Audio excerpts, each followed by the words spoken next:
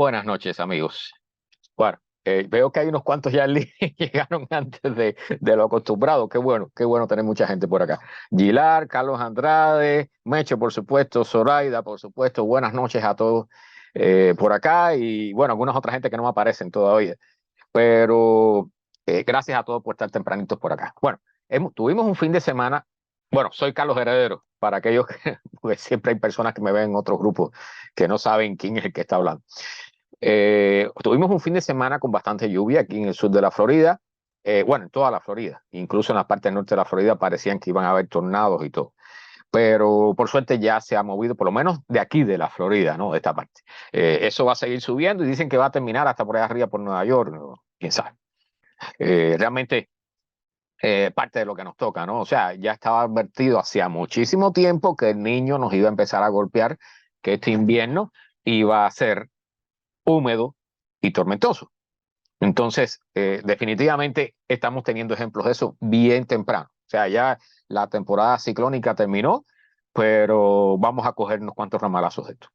De todas formas, ahora, bueno, pasó la tormenta, tenemos una temperatura deliciosa, Mecho, me imagino que ya la debes haber sentido. De hecho, se despejó completamente, está el cielo precioso. Está Saturno al norte de la Luna, aquellos que cuando terminemos aquí, si terminamos a tiempo, pueden verla todavía. Júpiter está bien visible ahí en lo alto del cielo. De hecho, dejé el telescopio tirando fotos mientras damos la charla aquí. Bueno, vamos a comenzar con las noticias para no estirar demasiado esto, porque hay unas cuantas cosas por comentar. Entonces, y voy a terminar con una presentación donde quiero comentarle algunas cositas. No sé si dejar el sonido, no voy a dejar el sonido. Tengo un par de videos como siempre, pero bueno, esta noticia me imagino que la recordarán. Esta noticia realmente es de hace un año. ¿Okay? O sea, se dio a conocer a mediados del año 2023, de este año que estamos terminando, pero ocurrió realmente en octubre, noviembre, diciembre del año pasado, del 2022. ¿Okay? Y entonces yo había dado la fecha, el número de pingüinos como 7.000 pingüinos emperadores los que habían desaparecido, los polluelos.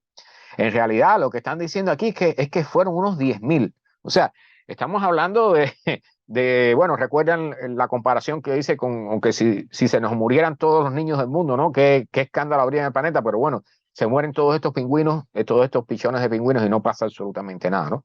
Entonces, realmente la noticia es triste y casualmente, o sea, esta es la foto de satélite donde detectaron el problema, ¿no? O sea, del 21 de octubre aquí estaba la colonia de los pingüinos y todo ese hielo que normalmente es estable se desarmó, se desbarató y por supuesto todos murieron. Todos los polluelos murieron porque algunos murieron ahogados, otros morirían de frío porque no están listos para entrar en el agua todavía. O sea, es imposible que puedan sobrevivir a este evento. Y ahora casualmente estamos en la misma fecha. No he revisado, pero me imagino que los científicos deben estar al tanto de la foto de satélite, de ver qué sucede con esta colonia de pingüinos, que si le hicieron más tierra adentro, ¿no? Bueno, tierra entre comillas, ¿no? Porque este es hielo que está sobre el agua, pero más adentro, más cercano a la costa, no sé.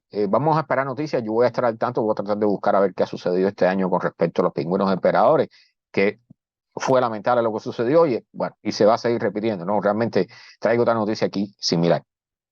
Eh, la película, miren, este es un tema que yo pienso a cada rato, Mecho, gracias por recordármelo. O sea, cuando ustedes ven, por ejemplo, la cerveza polar tiene un oso polar como emblema, o estas películas de Hollywood que tienen el león, ¿verdad? Que rugiendo, y películas de Disney, por ejemplo, con los pingüinos, y de allí se generan cientos, miles, millones de dólares, decenas y cientos de millones de dólares de ganancia.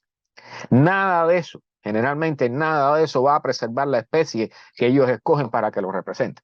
Bien, o sea, a ver si entienden la hipocresía, ¿no? O sea, yo pongo el pingüino y hago unos cuantos millones de dólares con la película del pingüino, pero si desaparecen los pingüinos, yo no voy a resolver el problema, porque está fuera de mi alcance, ¿no? O sea, Del Pozo, mi hermano, bienvenido. Bruce, también, bienvenido. Buenas noches. Entonces, ese es un tema que yo pienso a cada rato porque veo estos ejemplos y digo, caramba, ¿no? Qué bárbaros que somos, qué bárbaros que somos. Bueno, vamos a continuar para no quedarnos atrás. ¿Por qué los osos polares no son ya la imagen del cambio climático? O sea, normalmente, y de hecho en la presentación que yo les pongo, que yo preparé para acá, para este espacio, hay una imagen de un oso polar precisamente, porque todos sabemos, o sea, en el Ártico, el océano Ártico se está derritiendo los hielos y los osos necesitan el hielo para poder moverse. O sea, ellos pueden nadar, pero ellos necesitan el hielo para cazar las focas, para descansar, para tener a sus crías. Bien, entonces hay toda una historia con los osos polares. ¿Qué sucede? Que en medio de los inicios de que se comenzaron a trabajar en fotografía estos problemas, apareció esta foto por supuesto, se sabe que es un oso polar, pero es lo que menos parece, ¿no? O sea, en un estado totalmente lamentable, a punto de morir, y eso se transformó en algo viral que llegó a todas partes. Ernesto, bienvenido, buenas noches. O sea, y se transformó en la imagen icónica del cambio climático. Entonces, ahora, después de eso hubo todo, bueno, esto es una imagen del National Geographic, pero surgió todo un movimiento alrededor de esto y se transformaron en los íconos del cambio climático. Y entonces resulta, bueno, por supuesto, comenzaron a salir opiniones y cosas, porque cada vez que hay algo viral, por supuesto, salen opiniones desde todos los lados, ¿no? Entonces, buenas noches, Alfonso. Buenas noches. Bienvenido. Resulta que salen opiniones, bueno, no, ustedes no ocultaron al oso a ver si lo que tenía era cáncer y se estaba muriendo de cáncer y no del cambio climático. Entonces, todo ese tipo de opiniones generó, por supuesto, que National Geographic se retractara un poco y dijo que se habían apurado en crear una imagen icónica, bla, bla, bla, bla, bla, bla. Y al final eso se movió un poco para atrás y entonces ahora las fotografías que identifican el cambio climático, bueno, ustedes se habrán dado cuenta que no salen osos polares. O sea, salen el caso de Acapulco, por ejemplo, la ciudad está en Libia, cosas así, grandes desastres naturales.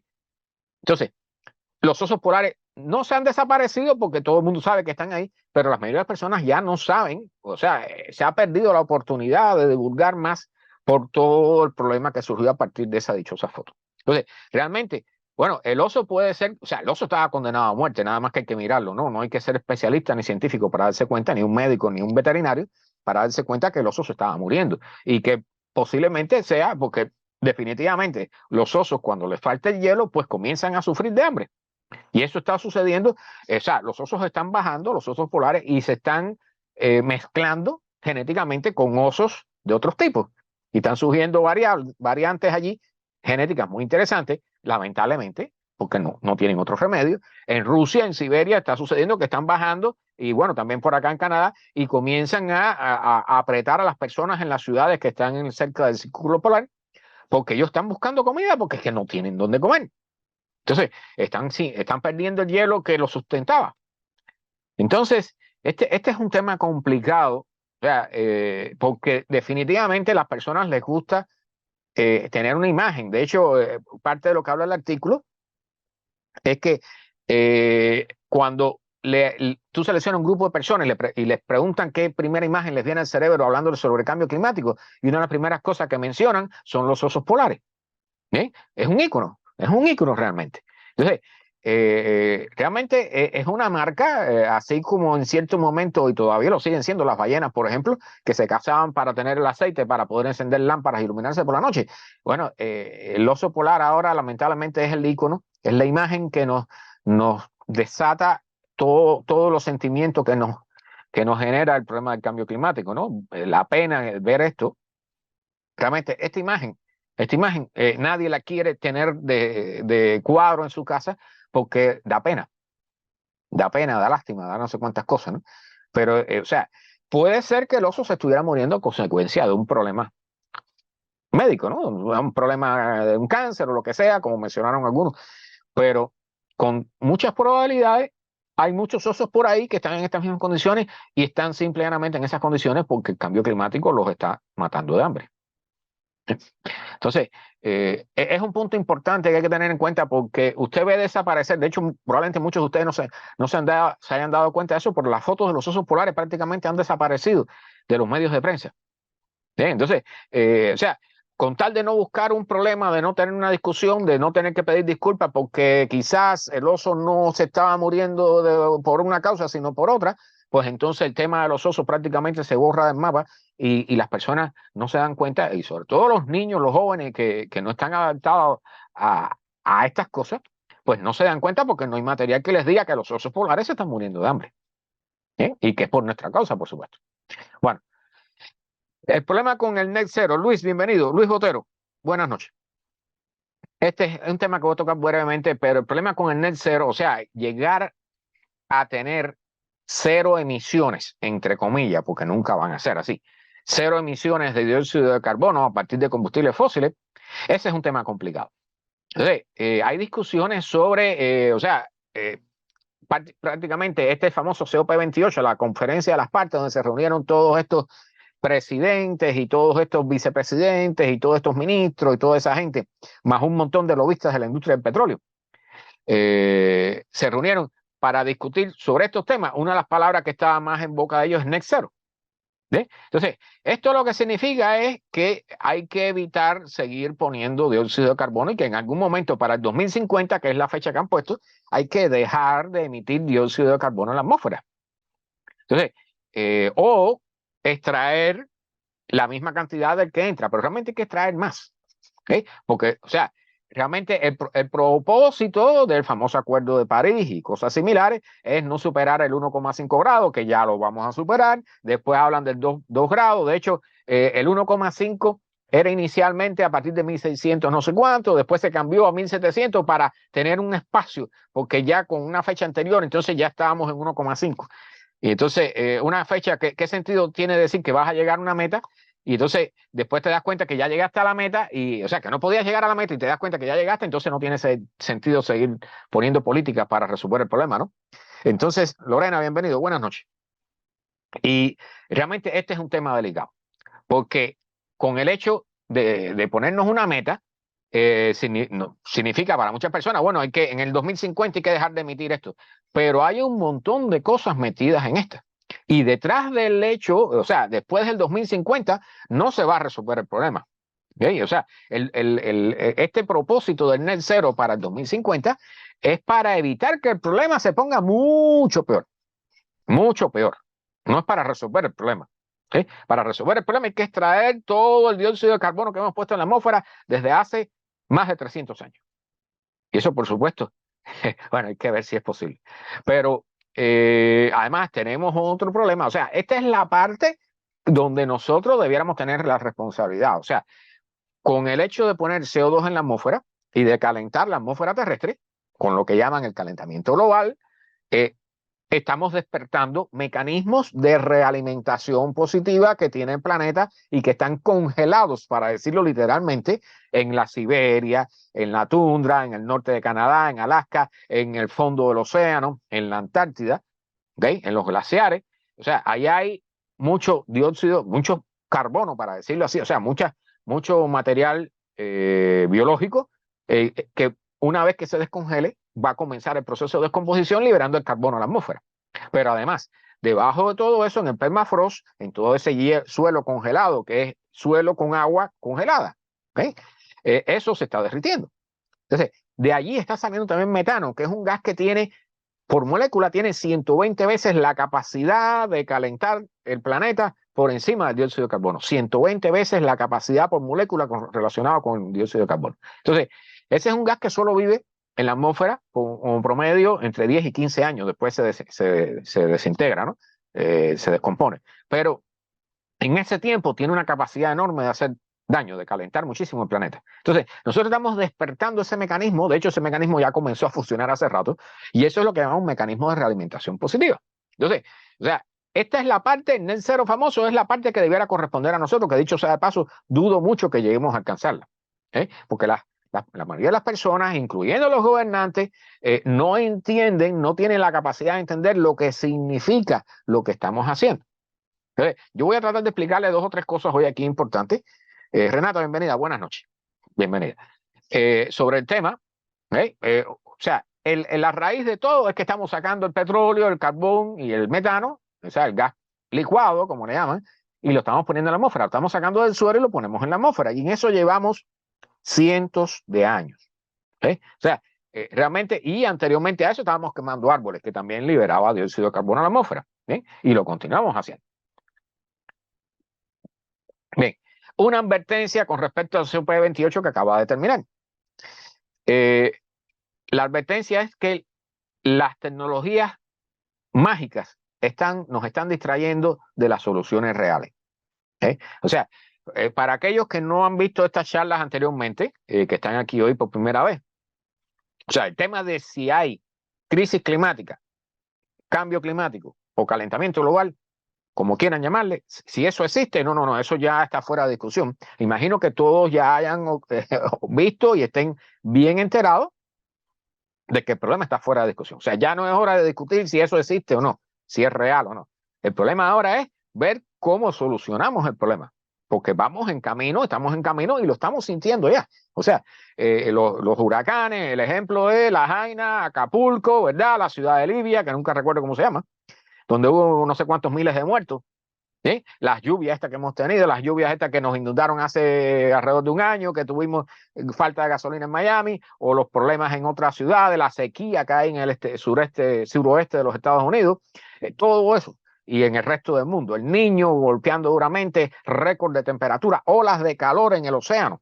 Entonces, todo eso nos está diciendo que no es hora ya de discutir si es o si no es, sino que hay que actuar, porque el problema viene feo. ¿Bien? En otras charlas yo he hablado de las consecuencias. Bueno, el problema es que en el COP hayan participado millonarios con yates que tienen paneles solares.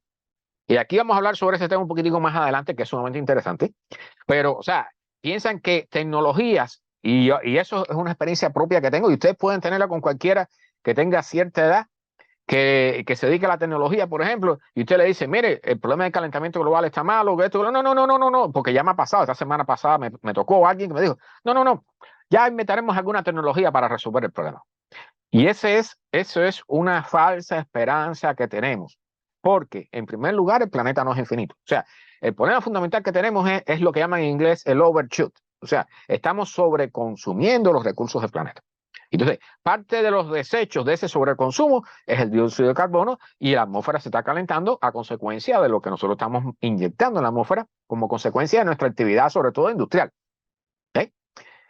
Aunque todos tenemos culpa en eso, cada uno de nosotros. Bueno, la cosa es que no puede confiarse en tecnologías que vayamos a inventar o que estemos comenzando a desarrollar ahora y que dentro de 25, 30, 50 años comiencen a ser lo suficientemente eficientes y masivas para resolver el problema. ¿Okay? No tenemos tiempo. El problema hay que resolverlo ahora. De hecho, debimos haberlo resuelto en los años 90. ¿Okay? Estamos atrasados. Como dice por ahí, el problema tenía que haberse resuelto ayer, no mañana. ¿Bien?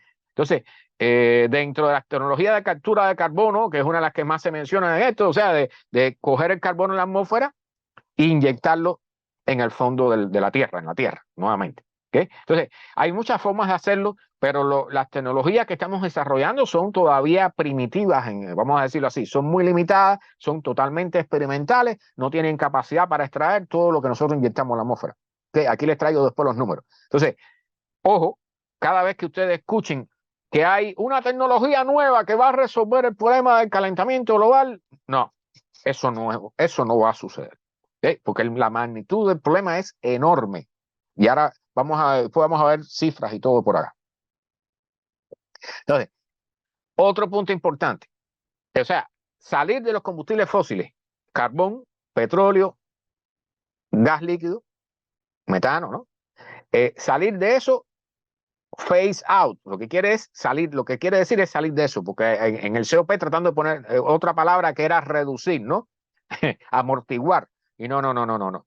Phase down, que es la que usan, ¿no? Este es phase out, o sea, hay que salir de los combustibles fósiles. Es obligatorio hacerlo. Y es importante que se vayan metiéndose en la cabeza porque tarde o temprano vamos a tener que enfrentar esa realidad. O sea, querramos o no. ¿Bien? O sea, este es un problema, Rosa, bienvenida, buenas noches. Este es un problema que vamos a tener que enfrentar, querramos o no. Entonces, hay dos vías para resolver el problema. O lo enfrentamos y lo tratamos de resolver de forma ordenada y controlada, o la naturaleza nos lo resolverá. Y si eso sucede de forma desordenada y descontrolada, vamos a tener un problema bien grave en el planeta. ¿Okay? Entonces, vamos a tener que resolver esto no solo sacando los combustibles fósiles de circulación, sino que un punto importante que ponen los científicos: si no cuidamos la naturaleza, si no protegemos los bosques y las selvas que quedan, no estamos resolviendo el problema. ¿Okay? La naturaleza tiene que ser parte del proceso. El cuidado y la conservación y la restauración de la naturaleza tiene que ser parte de la solución del problema. Si no, no vamos a poder resolverlo. ¿Okay? O sea, con extraer el dióxido de carbono de la atmósfera, como le puse el ejemplo al inicio, no es suficiente extraer el dióxido de carbono de la atmósfera. O sea, hay otros fenómenos que están ocurriendo y se van a ir disparando en la medida que vaya pasando el tiempo. Entonces, hay que cuidar, hay que restaurar el Amazonas, hay que evitar que se siga cortando el Amazonas o las selvas del Congo o las selvas de Asia, ¿bien? Porque son parte importante del mecanismo del planeta para recuperarse. Entonces, esto es como decir a un médico: no, le inyectas penicilina y ya, no, no es suficiente un antibiótico. Tú tienes que darle vitaminas, tienes que darle alimento para que el cuerpo tiene que comer la persona y tiene que querer, incluso a veces hasta espiritualmente, tiene que querer curarse, ¿verdad? Entonces, necesitamos tener en cuenta que el planeta hay que cuidarlo, hay que restaurarlo, hay que conservarlo. Entonces, la destrucción del planeta tiene que reducirse, pero muchísimo. Y este es un punto que cuando hablé, esa palabra que les mencioné, reducirse, es importante, es clave. Y las personas, muchas personas, aunque los que han seguido estas charlas, deben imaginarse de qué estoy hablando. Hay que reducir, eso lo están diciendo todos los científicos. Los políticos llevan muchísimo tiempo escuchándolo y no hacen nada al respecto porque le tienen miedo al problema. ¿Okay? Hay que dejar de crecer. Hay que dejar de crecer. Porque este planeta no es infinito. Tú no puedes seguir consumiendo cada vez más recursos, tú no puedes seguir gastando cada vez más sustancias, materias primas o lo que sea, porque se acaban y se están acabando. ¿Okay? El ejemplo que siempre pongo: la arena. La arena de mar, la arena, no la arena de mar y de río, no la de los desiertos. ¿Okay? La arena que se usa para construir, la arena es el segundo recurso más consumido en el planeta Tierra después del agua. Se está acabando. Ya existen mafias de la arena en ciertos países como en la India. ¿Okay? O sea, ya el problema está llegando a un punto donde realmente ya hay espacio para que haya mafias, ya hay delincuentes comerciando con arena porque genera billetes. Mercado negro de la arena. Entonces, nosotros tenemos que reducir el crecimiento, tenemos que dejar de crecer, y no solo dejar de crecer, tenemos que reducir, ir para atrás la producción de todo. Entonces, eso, y se lo estoy diciendo, o sea, yo no tengo influencia sobre eso, no piense que yo estoy llamando a hacer esto, no, eso es algo que hay que hacer, que lo han dicho los científicos, los estadistas, la gente de conservación, los especialistas en ecología, y los políticos lo saben hace muchísimo tiempo. ¿Y saben quiénes más lo saben? Que voy a tocar ese tema aquí: todos los millonarios. Todo aquel millonario, todo lo que es CEO de las compañías grandes, los que están al frente de los grandes bancos, todo el mundo lo sabe, incluyendo los jefes de las compañías de petróleo. Bien, todo el mundo lo sabe, que no solo hay que dejar de usar el petróleo, sino que hay que dejar de producir un montón de cosas que producimos que no necesitamos, porque el planeta tiene unos límites y los estamos pasando. Bien, entonces, este artículo habla sobre eso. Yo les pongo ahí, después si quieren lo buscan, lo anotan, búsquenlo y lo pueden leer para una mejor explicación, pero le estoy haciendo el comentario porque es importante. O sea, con reducir y sacar el uso de combustibles fósiles de la circulación no es suficiente. Hay que sanar al planeta. Bien. Carlos Andrade hace una pregunta muy interesante: ¿cómo se puede sobrevivir sin dinero? No es sin dinero. Aquí yo traigo eso. El final de esta charla va a ser sobre eso, porque realmente, se me erizan los pelos cuando hablo sobre eso. O sea, el problema que tenemos por delante, la mayoría de las personas no tiene idea de lo que viene. ¿Eh? O sea, ¿por qué? Porque la sociedad tiene inercia y porque trata de evitar resolver los problemas hasta última hora. O sea, cuando nosotros tenemos que estudiar para una prueba de la universidad, o un niño estudiar para una prueba de la escuela, trata de hacerlo a última hora, ¿verdad? De resolver el problema a última hora. Somos finalistas, pero en la sociedad eso se refleja también. ¿Y cómo vamos a resolver este problema? Bueno, imagínense ustedes, ahí les traigo una de las propuestas que hay sobre eso, que va a ser el final de esta charla y que va a ser calentito. Caliente. Bien. Vamos allá. Esta señora, este es un tema, es un video que si quieren anótenlo y mírenlo después.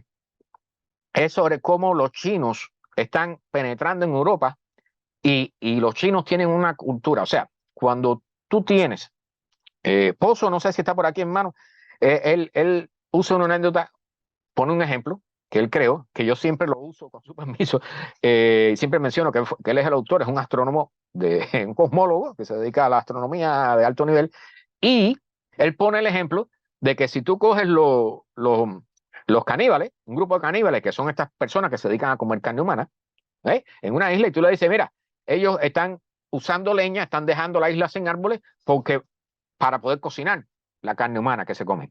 Entonces, vamos a resolver el problema. En lugar de que corten árboles y usen leña, vamos a darle un horno de microondas y que genere la electricidad ahí con un sistema con petróleo, ¿verdad? Por ejemplo. Entonces, esos no van a dejar de ser caníbales por tener un horno de microondas, o sea, por tener tecnología, ¿verdad? O sea, cuando a una sociedad, vamos a decir primitiva, entre comillas, o que no tiene un amplio acceso a la tecnología, tú le entregas tecnología, ellos comienzan a usarla, pero bajo los principios que ellos conocían anteriormente. Entonces, es un desastre lo que viene. Es un desastre. Imagínense los caníbales van a seguir comiendo carne humana, pero mejor cocinada en hornos de microondas. O sea, no van a dejar de cazar seres humanos. Ellos van a cocinarlo de mejor forma y van a tener, por supuesto, menos nivel de enfermedades intestinales, menos parásitos y toda esa serie de cosas, porque la carne va a estar cocinada, bien cocinada. Entonces, en este caso, los chinos han tenido un avance meteórico en su sociedad, en su economía y en todo. Ahora están penetrando en Europa. Entonces, este es un caso, este es un documental muy bueno, lo que es en Serbia y toda esa zona, en los Balcanes, donde el nivel de contaminación que generan las personas allí, todo el mundo tiene un familiar, por lo menos, que se está muriendo de cáncer. Entonces, esta es una fábrica de acero y aquí déjenme quitar el sonido, ahí ponen a los muertos. O sea, en esos postes ponen anuncios con los muertos y ahí están todos los que han encontrado, todos los elementos pesados, hasta arsénico. O sea, ese es un lago que es de desechos de esa industria y eso allí, el hombre le dijo, no toques eso con las manos porque todo eso es un contaminante horrible. Pues aquí el video se pone lento. Bueno, no importa. Si pueden, vean ese documental para que tengan una idea de cómo va el tema. O sea, cuando los chinos entran y en África eso es un desastre. ¿Okay? O sea, además de ser despiadado con los africanos, lo que tienen allí, bueno, ¿para qué? Tienen que buscar documentales sobre el tema. Yo los invito a buscarlo y a actualizarse. Aquí los niveles de contaminación, disculpen, los niveles de contaminación, este es un estudio que de DW, la televisora esta alemana, y allí este equipo, bueno, han tratado de hablar, lo único que les faltó fue tratar de hablar con el presidente, y todos allí son pro chinos en el sentido de inversiones, ¿no? De dejar entrar, mira una bandera china de atrás, de dejar entrar dinero de compañías ser manejadas por los chinos. Entonces, por supuesto, les importa tres pepinos la contaminación, la gente que se muere, y todo eso, esto es parte también del problema que tenemos a nivel global. ¿Okay? No los chinos, sino la idea de que la tecnología es la madre de todo y sin eso no hay trabajo. Carlos Andrade, tú preguntaste una cosa, ¿no? Esta es una de las cosas. O sea, ¿hasta qué punto nosotros dependemos actualmente de la tecnología para mantenernos vivos? Este es un tema complicado. Aquí, déjenme parar ese video para que no me esté cargando el ancho de banda. Bien, esto sucedió gracias a Ricardo Sánchez que me avisó de lo que había sucedido en Argentina. Una tormenta que para mí parece lo que llaman aquí un derecho, es un frente de tormenta amplísimo, y parece que hubo hasta tornados y todo ahí, no está claro, no he podido detectar todo, pero hubo 13 muertos en un pueblo porque derribó un estadio donde había un evento deportivo. Las cosas allí, a ver, si quiere correr este video, realmente ahí pueden ver los destrozos en la ciudad, eso parece que ha pasado un huracán por ahí. O sea, autos aplastados por árboles, lo típico que vemos en caso de un huracán. Y aquí tengo otra. La otra es el caso de un avión. Miren esto. Este es un avión en el aeropuerto de Buenos Aires, creo. Ese avión se va a mover. Ustedes lo ven moverse. Eso lo está moviendo el aire. Viento de 150 kilómetros por hora. O sea, eso lo movió el aire. Ese avión no lo están moviendo los motores. Entonces, realmente lo que sucedió, ya le digo, 13 muertos en una parte, y bueno, de ahí para allá los números van a ir subiendo, ¿no? Pero lamentablemente, o sea, la destrucción en la ciudad fue bastante profunda. Aquí pueden ver, aquí le voy a hacer otro comentario, aquí pueden ver imágenes de cómo estaba el viento. Miren eso lo hemos vivido nosotros que estamos acostumbrados a los huracanes aquí en los trópicos. Pero en Argentina y en esos lugares, estos eventos no son normales. ¿Bien? Y recuerden que siempre uso la frase, ¿no? Cuando vean la frase, algo fuera de lo común, sin precedentes, ojo, está relacionado con el cambio climático, con el calentamiento global, con la crisis climática, directamente. No hay que buscarlo mucho. O sea, recuerden que en la medida que la atmósfera se calienta, por cada grado Celsius de calentamiento absorbe 7% más de vapor de agua. Por lo tanto, hay más energía, hay mayor cantidad de agua, los vientos son más fuertes, los diferenciales de presión, así que se generan todos estos tipos de fenómenos extremos. Y aquí traigo un estudio científico sobre el tema también. ¿Okay? Entonces, no sé si aquí están las imágenes miren, ese es el estadio que se derrumbó. 13 muertos hubo allí, más un montón de heridos, como 80 heridos, creo, una cosa de esa. Entonces, realmente, ojo, cuando hay aviso de tormenta, como esta que nos pasó por aquí ahora, que bueno, aquí abajo parece que no hizo mucho daño, pero más arriba sí generó inundaciones, una serie de cosas y había advertencia de tornado. Cuando suceden este tipo de eventos y usted está en la calle o está en su casa, hay que estar atento. Porque recuerden que lo que pasó en Acapulco, por ejemplo, no fue pronosticado por los modelos. ¿Okay? Porque están sucediendo cosas que están fuera del alcance de los modelos meteorológicos que teníamos usando normalmente, porque la capacidad energética en la atmósfera ha cambiado. ¿Ven? Se ha incrementado. Entonces los eventos, por supuesto, van a ser más fuertes. Ahí tuvieron apagones, tuvieron de todo, han tenido de todo. Ahora, este es un caso sumamente curioso. Alejandro, bienvenido, buenas noches. Hubo un señor, y ustedes deben haber escuchado sobre eso, incluso yo lo promoví en algunas de mis charlas, plantar no sé cuántos billones de árboles. Bien, una campaña que empezó hace como 4 años a raíz de este señor Thomas Crowther, un ecologista, que hizo un cálculo y estimó la cantidad de árboles que podían haber en el planeta, bla, bla, bla, y eso, de allí han salido varias cosas, incluyendo que ahora en el COP28, este mismo señor que pidió a todo el mundo sembrar toda la mayor cantidad posible de árboles, ahora dicen que no, que hay que dejar de sembrar árboles porque no, bueno, porque han cambiado. O sea, los estudios científicos se han profundizado, se han mejorado, particularmente él mismo ha mejorado sus cálculos, sus estimaciones. Entonces, se ha reducido la cifra de la capacidad que hay para sembrar y lo que pueden ayudar a estos árboles realmente a resolver el problema, que no van a resolver el problema por completo tampoco. Y entonces, ahora lo que dicen es que hay que hacer lo contrario. ¿Ya? Porque además, sembrar árboles de cualquier tipo muchas veces hace más daño del que ustedes se imaginan, porque van en contra de la ecología local, por ejemplo. ¿Okay? Si un árbol que usted siembra un árbol que no es propio de su zona, pues está haciendo daño más que otra cosa, es una especie invasiva. Entonces, hay un montón de cosas aquí que se comentan en este artículo y realmente el hombre lo está diciendo, yo me equivoqué, bueno, no dijo yo me equivoqué, lo que dijo fue que había mejorado los cálculos, había redefinido los cálculos y por aquí, bueno, dice que puede servir para, si sembramos suficientes árboles, pudiéramos absorber 1/3 del dióxido de carbono que hay en la atmósfera y cosas por el estilo, pero eso hay que hacerlo de una forma calculada, preparada, programada, controlada. O sea, no es que tú cojas un montón de árboles y vayas y lo siembres en cualquier lado. ¿Okay? Porque además hay otra parte, o sea, tú puedes sembrar unos arbolitos en cualquier lado y en la primera inundación, el primer viento, eso se desaparece de allí y no llegó a ningún lado el esfuerzo.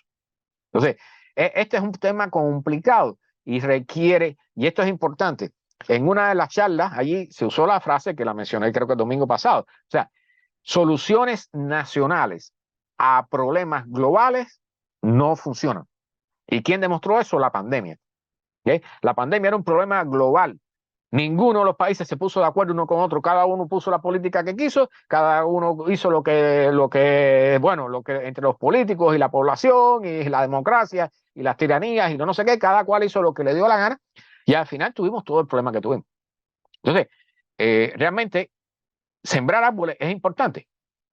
Lo más curioso es que terminando de su presentación diciendo que había que frenar la siembra de árboles y que había que hacer una programación mejor y ajustar cálculos y tener mejores tácticas y estrategias para sembrar árboles, pues atrás vino un representante de la Unión de Emiratos Árabes, que eran los que servían de centro de esta reunión, para llegar que iban a decir que iban a plantar 100 millones de árboles de mangle, ¿no? Y dicho, por supuesto, ese país es más bien una empresa petrolera con un gobierno adosado, ¿no? Eso es una falta, eso es lo que llaman greenwashing, que lo he tocado aquí otras veces, el lavado verde, ¿no? O sea, te meten un cuento para seguir generando y sacando petróleo y vendiendo petróleo y mantener su negocio, que es lo que les importa. ¿Eh? Y aquí traigo temas sobre eso también. Bueno, aquí en este artículo que dice que hay un nuevo reporte que da oportunidades sobre las posibilidades de remover CO2 en grandes escalas, aquí hay una cifra que quiero que escuchen. Remover 1 billón de toneladas métricas, 1.000 millones de toneladas métricas de CO2 por año, se puede lograr en 2050. 1 billón americano, como se menciona aquí, 1.000 millones en español, ¿ok? Pero voy a usar la palabra 1 billón.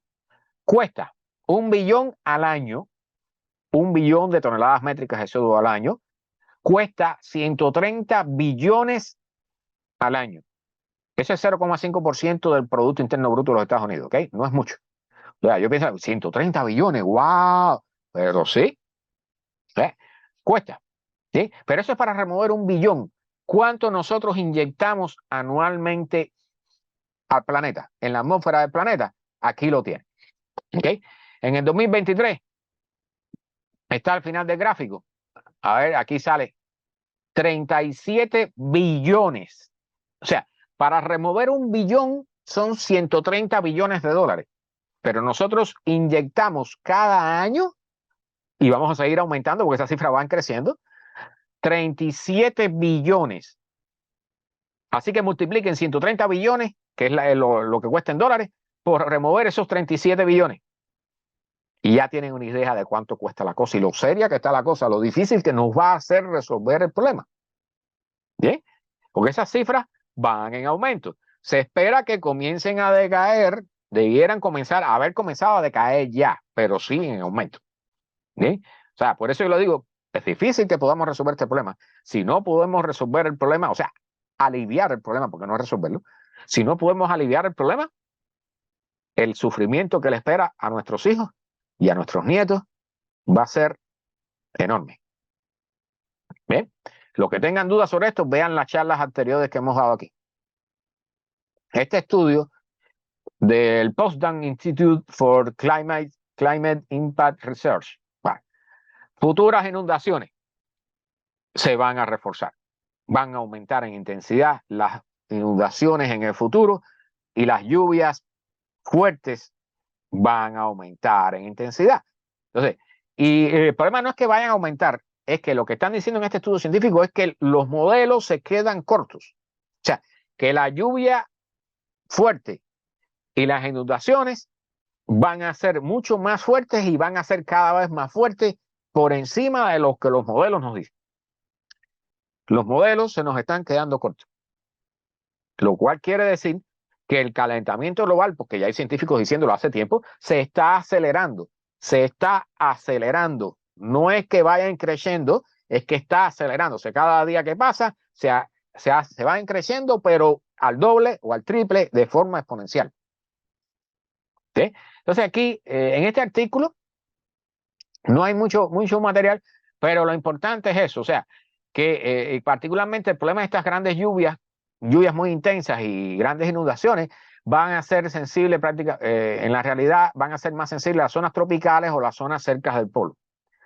Recuerden que en Groenlandia está lloviendo, pero a cántaros, lloviendo agua, no nieve, lloviendo, tormentas de lluvia intensas en Groenlandia, y está comenzando a suceder en la Antártida. ¿Sí? Eso contribuye al derretimiento del hielo, parte del problema que tenemos. Bueno, aquí les voy a dar algunos datitos porque las personas ven estos generadores eólicos, esos campos que hay, dicho sea de paso, muchísimos aquí en Texas, que es un estado que está en contra de las energías verdes y toda esa serie de cosas, pero los granjeros se han dado cuenta que es más negocio tener generadores eólicos en su tierra que criar vacas para vender para carne. Bien, les da más dinero. Así que si usted vuela sobre Texas, puede mirar hacia abajo y va a ver campos enteros, 40.000 generadores eólicos en Texas. Campos enteros. Entonces, aquí hay algunos datos interesantes. La cantidad de electricidad que se genera en el planeta a nivel global a partir de generadores eólicos, 6,6%. Para el caso de los Estados Unidos es más del 9%. O sea, casi el 10% de la electricidad de los Estados Unidos procede de generadores eólicos, particularmente en gran número en Texas, Nevada, esa zona de abajo. ¿Cuál es el país que más produce energía a partir del viento? China. Dicho sea de paso, y aquí vamos a ver cuál es, los que más, la mayor cantidad de electricidad procede del viento en niveles de comparación con otra forma de energía. Está Dinamarca, Irlanda, Lituania, Uruguay, que mencioné este caso hace 2 o 3 programas, que recuerden que Uruguay logró actualizar su sistema energético, demostrando que cualquier país lo puede hacer.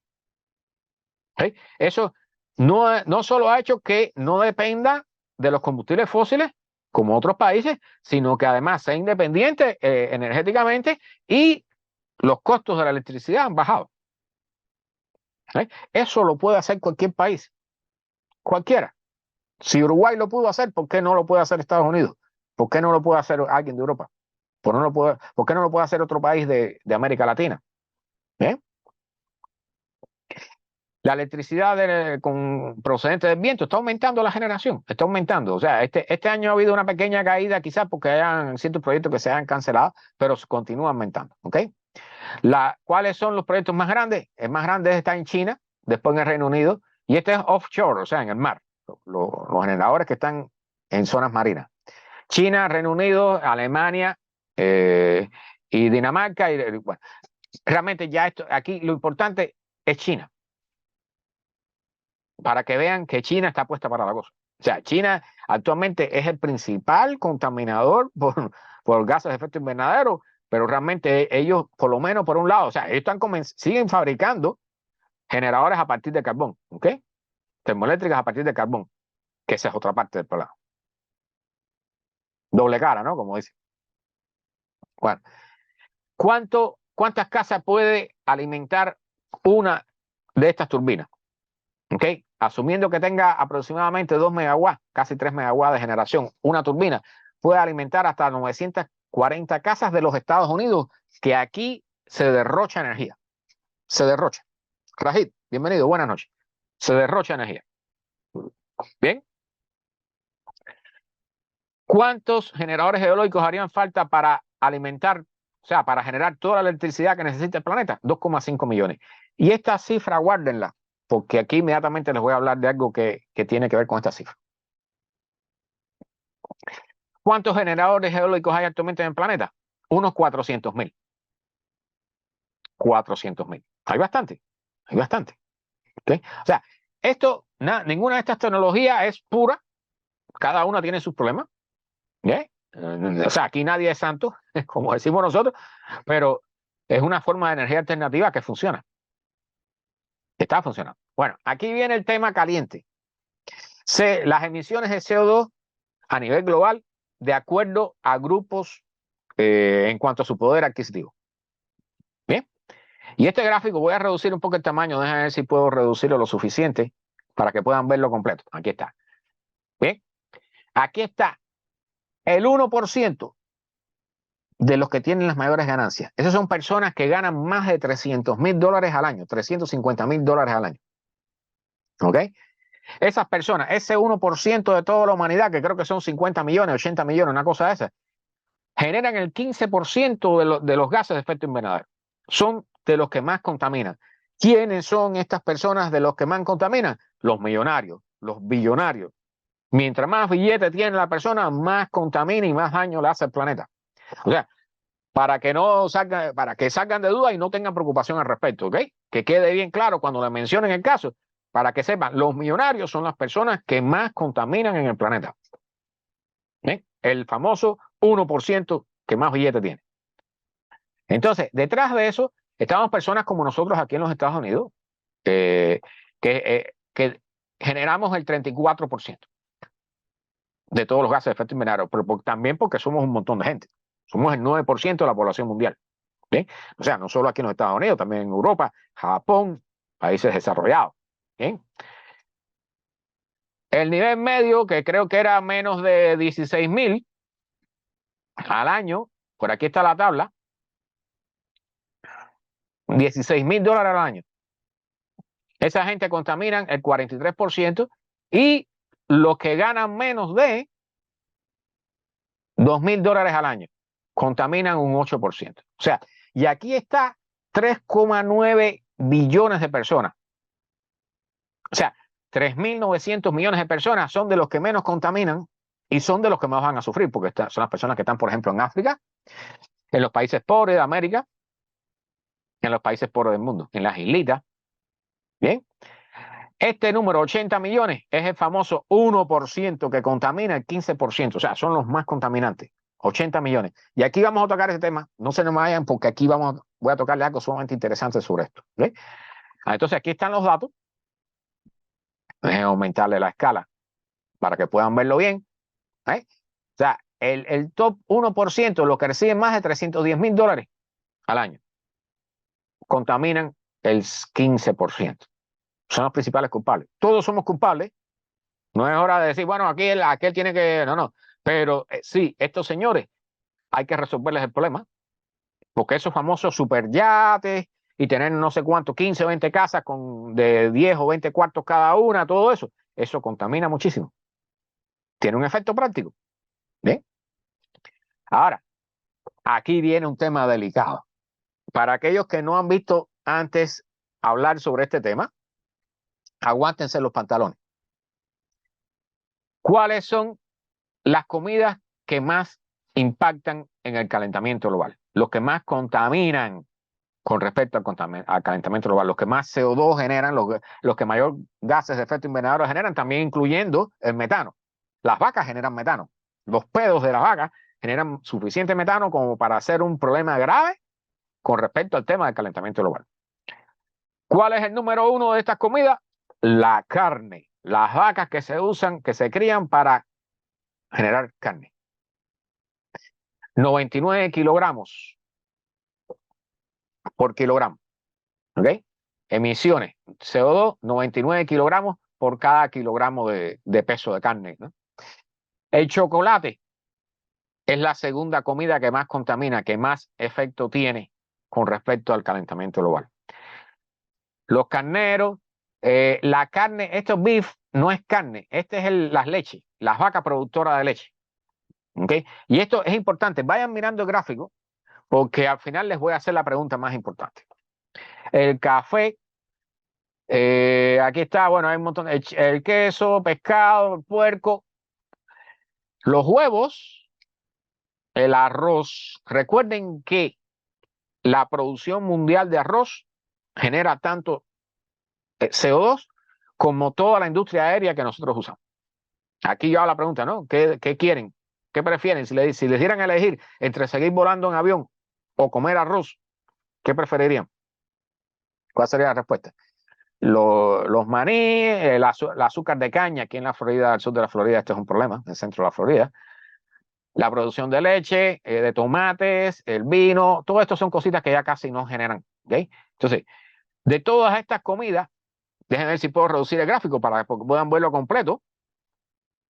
Si les dieran a elegir de todas estas comidas, ¿cuál habría que eliminar para que tuviera el mayor efecto y poder reducir las emisiones de gases de efecto invernadero?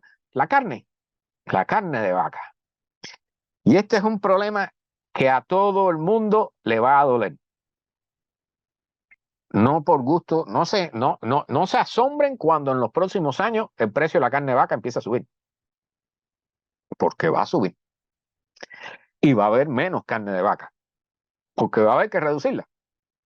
Porque es una producción muy intensiva, no solo en la generación de gases de efecto invernadero, sino también en el consumo de productos agrícolas para alimentar vacas que lo que van a generar carne. Bien, el mercado de la carne se va a reducir. Hay que reducirlo, se va a reducir. Prepárense porque eso viene. Quiérase o no. Bien, es un tema complicado, pero hay que hablar sobre eso. Ustedes no van a ver a un político diciéndole que hay que reducir el consumo de carne, que hay que comer menos carne. No van a ver a un político diciéndole que hay que andar a 60 millas por la carretera para ahorrar combustible y reducir las emisiones de gases de efecto invernadero. Para aquellos que están aquí y no han estado en otras ocasiones, se los digo, ¿usted quiere contribuir un poquito? No viaje a 80 millas, viaje a 60 millas, 100 kilómetros por hora. Es una velocidad aceptable para reducir, una vez que usted supera las 60 millas, comienza a gastar más gasolina y comienza a emitir mayor cantidad de CO2 y otros gases a la atmósfera, porque la resistencia del aire obliga al motor del automóvil a hacer más esfuerzo. Bien, viajen a 60 millas. No se compren automóviles extremadamente grandes. Van a tener que abandonarlos en el futuro cercano. Se los digo así, para que lo sepan. Y este es el tema que toqué en los inicios de cuando yo comencé estas charlas hace como 4 meses. Los millonarios haciéndose búnkers en Nueva Zelanda. Espero, aquellos que lo vieron, si se lo olvidó, vamos a refrescárselo, porque el tema este de la carne, de las cosas que hay que dejar de consumir o que hay que reducir su consumo, que hay que dejar de fabricar o reducir su fabricación, ¿ok? Todo eso le va a doler a todo el mundo, pero estos señores, que dicho sea de paso, todos estos millonarios saben muy bien lo que viene. Y por supuesto que a ustedes no se lo van a decir. Y mientras ustedes están viendo novelas en la televisión o viendo películas o series, estos señores contratan a compañías para hacer búnkers en un lugar que se supone que sea de los más seguros del futuro del planeta, Nueva Zelanda, contra el cambio climático, contra el calentamiento global, que ellos mismos dicen en sus charlas y en sus cosas, le dicen a la gente, eso no existe. Pues claro que existe. Ellos están haciéndose búnkers y tienen que ver este documental. Busquen este documental de este sitio web Vice, ¿ok? Ese documental, que lo que dura son 40 o 45 minutos, es excelente. Hay imágenes, o sea, logran entrar a estos lugares. De hecho, o sea, de paso, están haciendo estos lugares y no los habita nadie. Ellos los hacen y los dejan allí. Eso es un total desperdicio, ¿no? Pero nada más que para que cuando la cosa se vaya a poner mala, porque saben que la cosa se va a poner mala tarde o temprano, tener donde meterse y dejar que el mundo arda, se queme. ¿Bien? Entonces, estos búnkers tienen hasta piscinas, tienen librerías, piscinas bajo tierra, tienen varios pisos. Uno de ellos es dedicado a la piscina, otro a la librería, otro a la cocina, y son edificios bajo tierra. Bien, y hay compañías dedicadas a esto. Así que vean este material para que sepan, porque, bueno, hablamos de que los millonarios, el 1%, estos 80 millones de personas que habitan en este planeta, que es el 1% de toda la población mundial, contaminan el 15%. Pero no solo eso, sino que además se están creando sus búnkers para tratar de, después de todo el problema que han creado, que han contribuido a crear, pues aislarse y dejar que los demás se las arreglen como puedan. Bien. Para que cuando piensen en defender a un millonario, porque yo sé, o sea, la mentalidad que nos han creado es que todo el mundo quiere ser millonario y que por supuesto no todo el mundo puede serlo. Por eso existe la lotería, los juegos de azar y toda esa serie de cosas, ¿no? Entre otras cosas. Pero realmente, cuando la persona llega a ese nivel, ya a los demás le importan 3 pepinos. No se olviden de eso. Este es un video de la señora Sabine, una física muy buena. Y aquí, este video parte de este estudio. ¿Ok? Un análisis de la capacidad de supervivencia del calor mejorado para las condiciones actuales. Okay. Este análisis lo voy a hacer muy breve, porque hay otro tema que es importante con el que quiero terminar, que es el famoso que le prometí a Carlos Andrade, y que específicamente está diseñado un poco para responder su pregunta. El tema de cuál es el calor máximo que podemos sobrevivir los seres humanos. Okay. Recuerden que aquí no se está hablando de los animales. O sea, nosotros tenemos aire acondicionado en muchos lugares, los animales no. ¿Okay? Lamentablemente. Piensen en eso. Entonces, este estudio ha actualizado los datos a partir de 2 marcas, ¿no? La máxima temperatura en un lugar a la sombra y la máxima temperatura en un lugar expuesto al sol. Para personas entre 18 a 40 años y más de 65 años, en ambos casos. ¿Okay? Fíjense que para el caso de la supervivencia, o sea, está hablando de condiciones donde hay estrés de calor, ¿o sea, que pueden llevar a un inevitable incremento de la temperatura del cuerpo y una posible muerte, un colapso del cuerpo humano, de los órganos y del cuerpo humano, entre 3 a 6 horas de exposición a estas temperaturas. ¿Okay? Este análisis, particularmente esta primera línea, fíjense aquí abajo dice, asumimos que la persona está desnuda, acostada en la habitación y se mantiene hidratada. Desnuda, sin ropa, para este estudio. Estos son estudios que se hicieron con voluntarios, ¿ok? O sea, este análisis no está hecho para que usted esté vestido cuando haya estas condiciones de calor extremo, que las va a comenzar a ver en un montón de lugares. Osvaldo, bienvenido, buenas noches, mi hermano. ¿Ok? Vamos al gráfico. Aquí está, y voy a reducir la escala para que puedan verlo. Ahí están los gráficos. Aquí en la línea esta de la derecha, hacia arriba, el incremento de la humedad relativa hasta el 100%. ¿Bien? Y aquí está las temperaturas. Y esta línea dice, en este caso para las personas entre 18 a 40 años y de las personas más de 65 años, esa línea lo que dice es el punto a partir del cual la persona no puede sobrevivir. ¿Bien? O sea, aunque esté a 0% de humedad, si tienes más de 45 grados, puedes morir. Entre 3 a 6 horas vas a tener un colapso de los órganos internos del cuerpo. Bien, las personas jóvenes pueden soportar hasta 55 grados, pero si comienza a aumentar la humedad, entonces se soporta menos temperatura.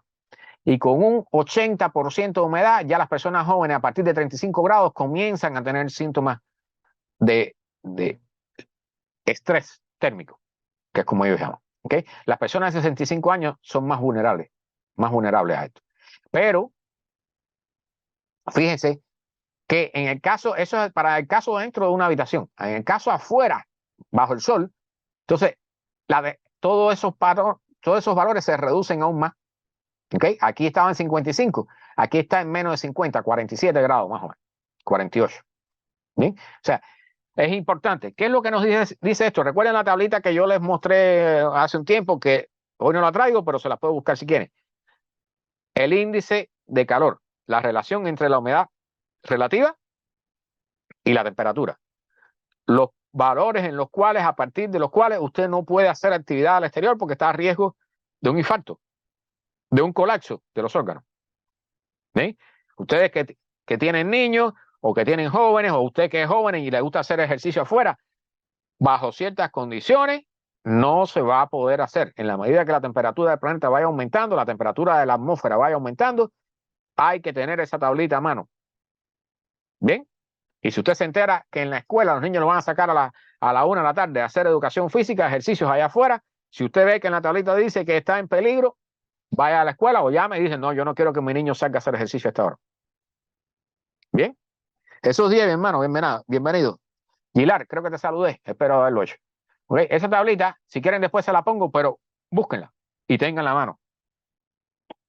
Bueno, esto es en New Jersey. Este tema lo toqué la semana pasada con respecto aquí a Miami y a otras zonas similares. El problema es la elevación del nivel del mar. ¿Sí? ¿Por qué? ¿Qué tiene que ver la elevación del nivel del mar con las forestas fantasmas, con los bosques fantasmas? ¿Sí?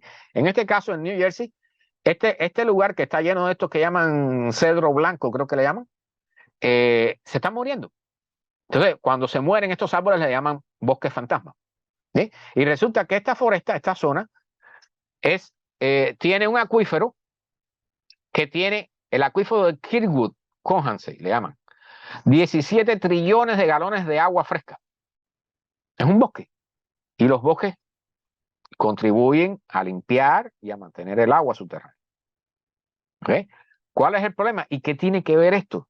¿Por qué se mueren los árboles? ¿Qué tiene que ver con la elevación del nivel del mar? Pues recuerden que otra vez se lo he mencionado. Aquí está, miren los árboles ahí muertos, miren. ¿Okay? Se lo he mencionado otras veces. El nivel del mar ha subido 4 pulgadas en los últimos 30 años. Esa elevación hace que el agua salada entre en el suelo. y en algún momento se mezcla con el agua dulce que tenemos en los acuíferos, en el manto freático. Cuando eso sucede, esos árboles mueren. No solo eso, muere todo lo que no esté adaptado a un agua salobre. Y por supuesto, esa agua ya no sirve para consumo humano ni para consumo industrial.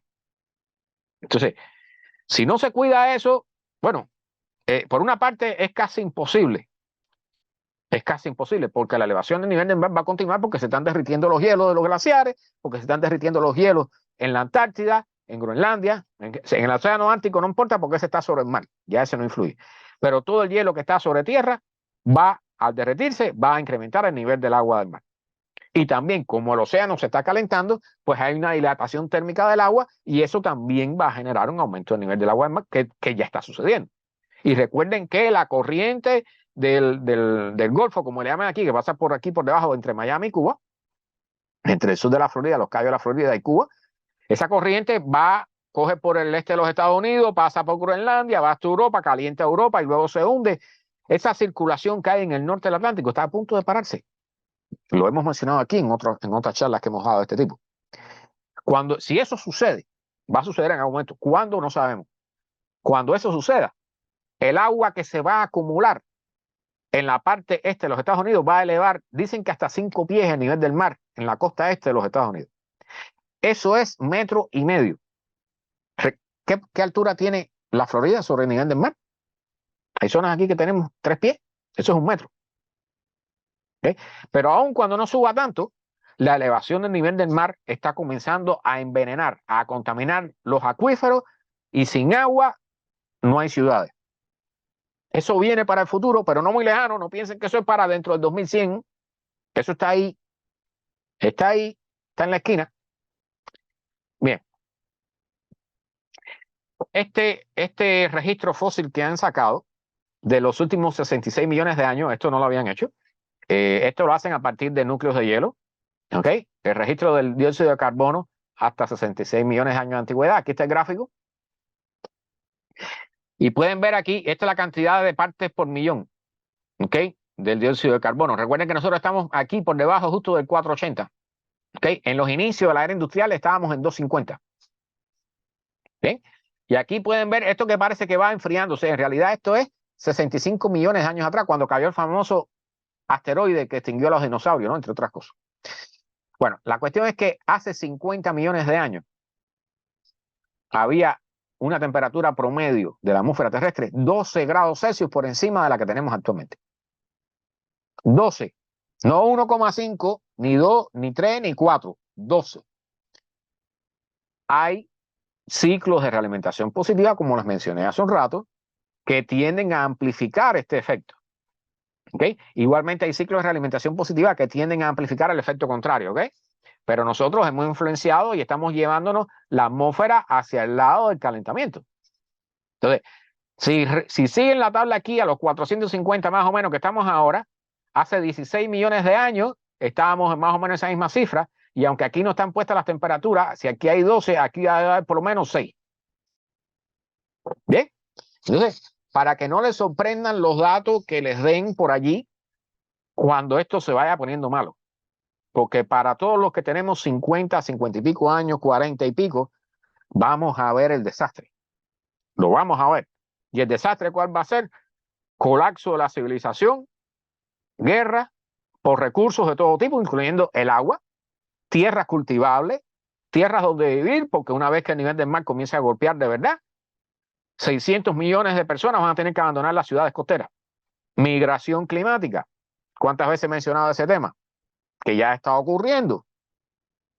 ¿Okay? Incluso aquí en los Estados Unidos, para los que no han estado en esa charla, hay personas que van a tener que irse desde ciudades como Las Vegas, Houston y todas esas ciudades del oeste norteamericano que están en proceso de certificación. Toda esa gente va a tener que abandonar, incluyendo parte de las planicies centrales donde ahora se cultiva todavía. Todo eso va a ir desertificándose. Recuerden que el río Mississippi está en sequía.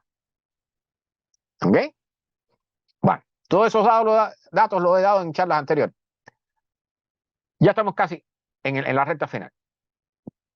El agua, las posibilidades de agua. Fíjense aquí, este gráfico. Agua para consumo humano en el mínimo. O sea, agua para las necesidades elementales, no para botar, ni para regar césped, ni para procesos industriales. ¿Bien? Aquí están hablando. Las condiciones donde hay agua para niveles mínimos, en donde está en azul, tienen suficiente agua superficial para las necesidades mínimas, donde está el azul. ¿Ok? El color más fuerte indica los que están con menos condiciones, las peores condiciones, las que menor cantidad de agua tienen. Pero los que están en rojo, ¿ok? Son los que tienen las condiciones, no están dadas para tener la cantidad mínima de agua necesaria para la población de esa zona. Miren aquí Estados Unidos, se los acabo de mencionar. México, norte de México, centro de México, ¿ok? Está bien feo. Ahí está el famoso río Colorado, ¿verdad? En África, por supuesto, ciertas zonas. Aquí la zona de... Yo no sé para qué los rusos se metieron a invadir Ucrania. Ucrania va a sufrir por la sequía, tarde o temprano, ¿ok? Parte de Europa. Eso sin mencionar el cambio en la famosa corriente que le acabo de mencionar, que si se detiene, el clima en, en Europa va a cambiar muchísimo. Y por supuesto también en Estados Unidos. Bien. Este es un tema que muy pocas personas aquí en Miami, en lo que esta parte de Estados Unidos manejan, pero todos los que conocen, viven cerca de glaciares allá en las zonas estas de Asia, los Himalayas, han oído hablar sobre esto. De vez en cuando salen noticias sobre que hay un lago glacial que se desborda, se rompe una represa natural y arrasa con un pueblo. ¿Bien? Eso está, Coco, bienvenido, buenas noches. Bienvenido. Llegaste a tiempo para las cosas más importantes. Estos lagos glaciares no es otra cosa que los glaciares que se están derritiendo porque hay calentamiento global, ¿verdad? Y con más calor el hielo se está derritiendo, los glaciares se están desapareciendo, se están derritiendo, y esa agua, lejos de ir a alimentar las ciudades y los cultivos y esas cosas, lo que hace es que se almacena en lagos que cuando llega a determinado nivel o hay una avalancha de nieve o hay un derretimiento extra del glaciar o una gran lluvia, se desborda, se rompe la presa natural que lo formaba y entonces arrasa con ciudades camino abajo de las montañas. ¿Okay? Entonces aquí hay todo un análisis de cuántos lagos. Están hablando, hay más de, creo que 50.000 lagos, 30.000 lagos, entre 10.000 y 30.000 lagos se han registrado en las zonas estas de los Himalayas. ¿Okay? Y por supuesto, todo el que vive en la zona, dicho sea de paso, todas las ciudades, los pueblitos que dependen del agua de los glaciares, en los Andes, por ejemplo, en los Himalayas, en todos los lugares montañosos que dependen de agua de los glaciares, cuando los glaciares desaparezcan, los pueblitos van a desaparecer. Migración climática. Esta es una noticia, déjenme tomar un buchito de agua. Tengo la garganta seca. Esta es una noticia buena, entre comillas, pero es parte de lo que mencioné al inicio. O sea, las tecnologías mágicas que nos van a resolver el problema. La fusión nuclear, que es el mecanismo similar a las estrellas, ¿no? Al Sol, a cómo el Sol funciona, hace no sé cuántas decenas de años que está por resolverse y nos estamos acercando, parece que nos estamos acercando, pero cada vez que se habla de esto está 20 años en el futuro. No tenemos 20 años ni 30 años para resolver el problema. Hay que comenzar a resolverlo ahora. ¿Okay? Se siguen dando estos anuncios de que hay un nuevo reactor nuclear de fusión que va a ser inaugurado, que se hacen promesas y eso, pero la fusión sigue en el futuro. ¿Bien? Todavía. Esto es, no sé si ya mencioné esto en una charla anterior, ya estamos a punto de la parte importante. Vamos allá. Inoculando, o sea, en lugar de usar fertilizantes, usando un tipo de hongo que se llama micorrizal, bueno, en inglés, que permite incrementar la producción de ciertas plantas inyectando este hongo en el suelo, sin necesidad de fertilizante, hasta un 40%. El fertilizante, que es el sacrosanto mecanismo de toda la sociedad actual para producir todos los alimentos que se producen y los jardines bonitos que la gente quiere y todas esas cosas. Bueno, el fertilizante tiene un problema serio que contamina no solo las tierras, sino también el manto freático, el agua dulce que tanto necesitamos. Porque al final termina penetrando en la tierra y bajando por efecto de gravedad hasta el manto freático. Y después termina ¿dónde? En el mar. ¿Eh? Esta es una página del Washington Post que les invito a visitar. Esto te da un montón de información que no tenemos tiempo aquí para verla toda, pero yo les sugiero visitarla, les invito a visitarla. Es gratis, no tienen que pagar nada para poder hacer la prueba esta. Y aquí hay un montón de datos y de experimentos que pueden hacer y entretenerse para aprender un poco sobre este tema. Bien, Washington Post, busquen esta página. Después me piden el enlace si quieren. Recuerden, llegamos al tema importante. Para esto les preparé una charla, yo hice la traducción de los puntos más importantes aquí. Este es un economista ecoambiental, James Boyce se llama. Y el tipo le hacen una entrevista y lo que plantea está sumamente interesante y tiene que ver con la pregunta que me hiciste, Carlos Andrade. El famoso tema de el dinero y cosas similares, ¿no? O sea, ¿qué vamos a hacer con el futuro? Preparé esta charla con el título de este artículo porque aquí hay para, como decíamos en Cuba, ¿no? Para comer y para llevar. Sí, exacto, Carlos. Bueno, vamos allá. Déjenme mover una barra que ustedes no ven aquí, pero que a mí me está tapando lo que quiero dar. Bueno, hay gente poderosa que se beneficia enormemente de la extracción de combustibles fósiles. O sea, todos los que son dueños, los CEOs y los que están a nivel de directivo en las empresas de combustibles fósiles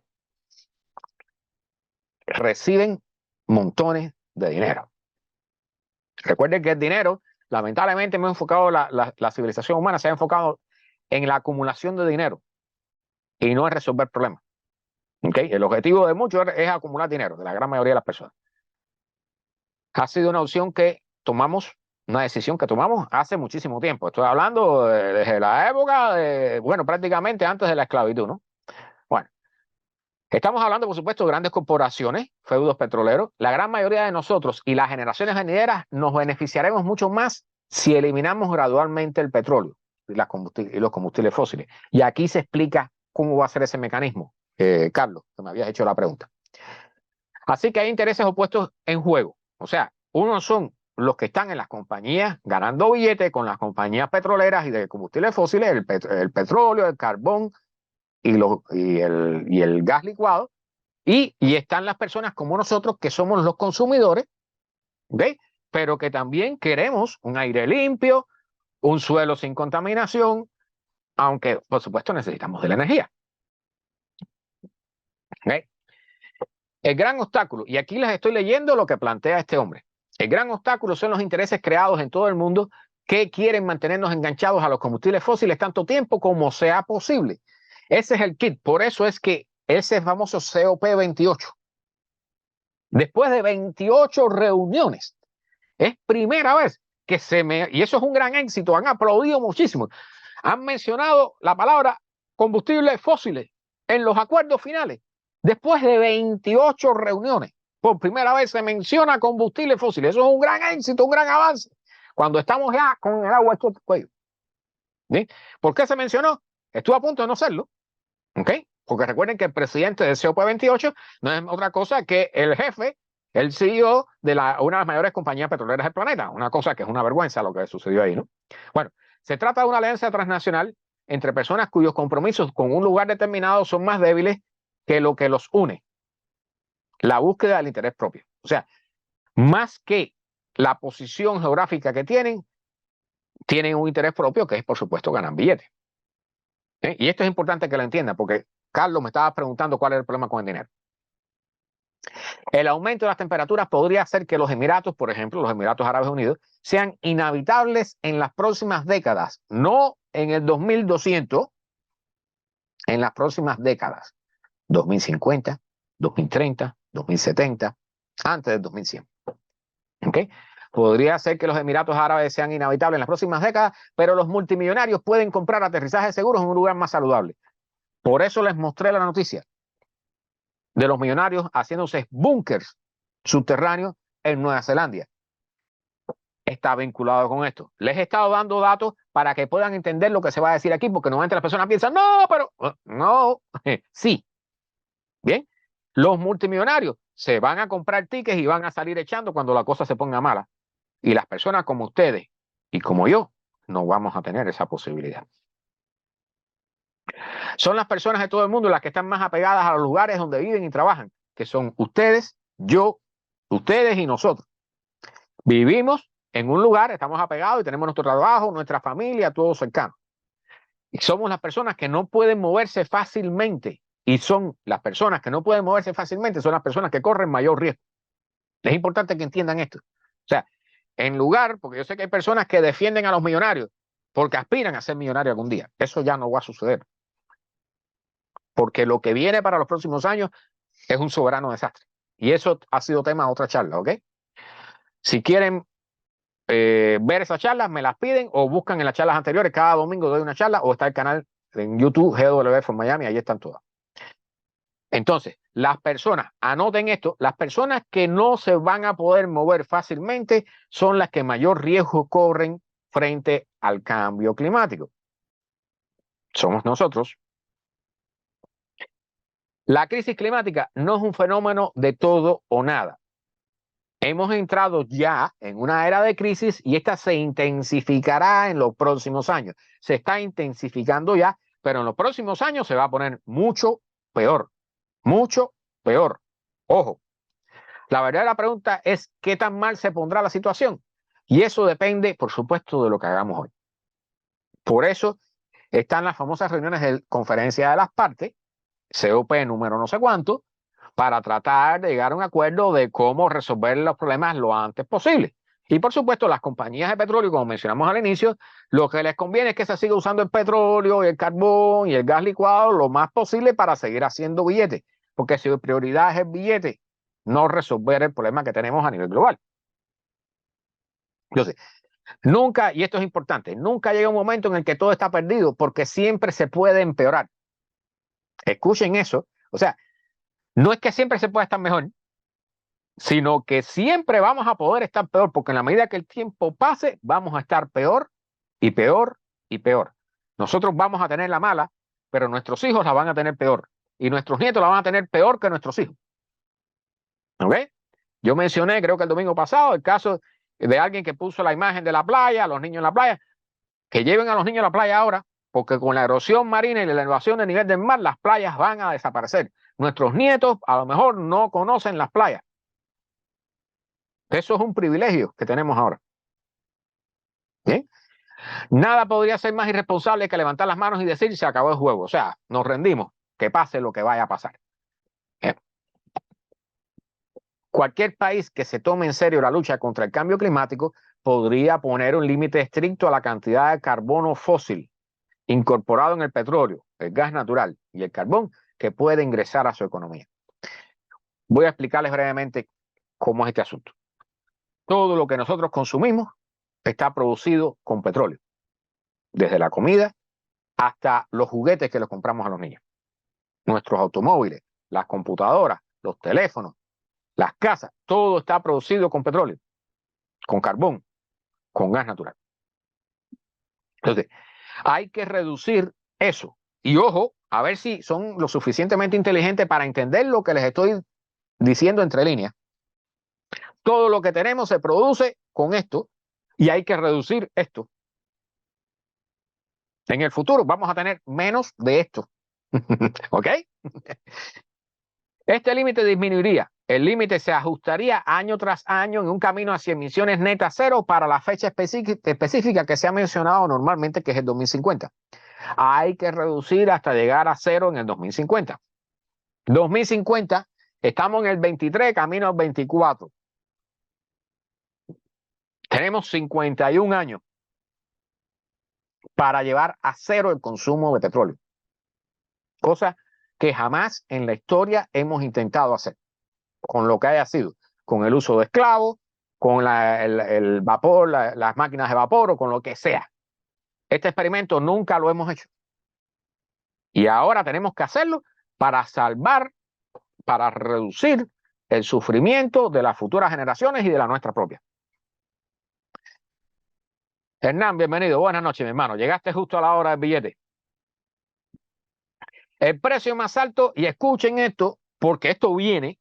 Yo no estoy diciendo que va a ser, que lo hagan, que nadie lo haga. Yo no estoy diciendo al presidente de ningún país, ni al Senado, ni al Congreso que haga esto. Esto va a venir, quiérase o no, de una forma u otra.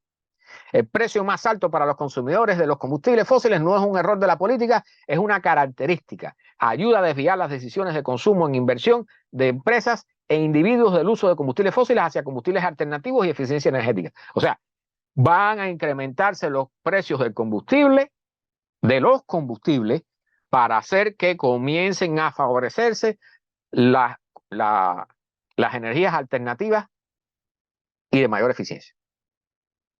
Se van a incrementar los precios del combustible. Porque yo sé que hay personas por allí que cada vez que sube el precio de la gasolina, dicen, eso es culpa de no sé quién, del gobierno. Cuando el precio baja, entonces nos dicen, eso es culpa del gobierno también, se quedan calladitos, ¿verdad? Bueno, el precio va a subir, esté quien esté en el poder, en el país que sea. Haya un dictador, un demócrata, un republicano, un independiente, uno de línea azul, roja, amarilla, verde, gris, el que sea, el precio va a subir. Y va a subir, querramos o no. Ya les dije, al inicio, importante, importante. O controlamos la cosa para que suceda de forma organizada, porque hay que incrementar los precios, se van a incrementar, querramos o no. Entonces, tenemos la opción de incrementarlos de forma organizada, para que haya una transición de forma organizada, o tenemos la posición, podemos tener la posición de dejar que comience el desastre, que se desorganice todo y que los precios suban porque realmente hay una crisis grave y entonces comienza el caos. ¿Okay? Esas son las dos opciones que tenemos enfrente.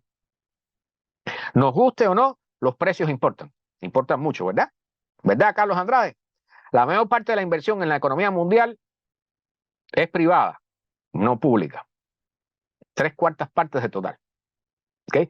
Por eso es importante, porque muchas personas dicen, no, porque si vamos hacia no sé qué sistema social, o si estamos en el otro, porque si no sé qué, porque si es culpa de fulano, que si no se podemos hacer eso porque es una idea de no sé quién. No, no, no, no, no.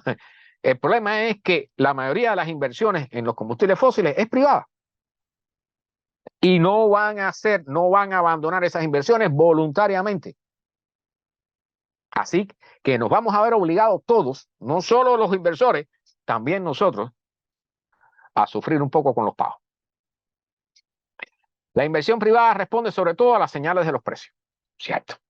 El problema, por supuesto, es que los precios más altos de combustible por sí solos afectarían a los consumidores, incluidas las familias trabajadoras que ya luchan para llegar a fin de mes. Dentro de eso estamos algunos de nosotros, ¿verdad? Y hay muchísima gente en África, en América Latina, en México, incluyendo Canadá, países desarrollados también en esta categoría. ¿Ok? Entonces, ¿cómo vamos a resolver el problema de forma que el aumento de los precios no afecte más a las personas como nosotros, que dependemos de un cheque mensual para mantenernos a flote? Muchos políticos, y esta es la razón de que muchos políticos, incluso aquellos que no están aprovechando el lobby de los combustibles fósiles, ojo, gran parte, si no la mayoría de los congresistas de este país, reciben cheques de la industria del petróleo para mantener el petróleo funcionando. Eso sin hablar de que los congresistas y los presidentes, todos han firmado leyes para darle subsidios a la compañía de petróleo. ¿Y esos subsidios dónde salen? De nuestros taxes. A ver si entienden los mecanismos. Esto no es juego, ¿ok?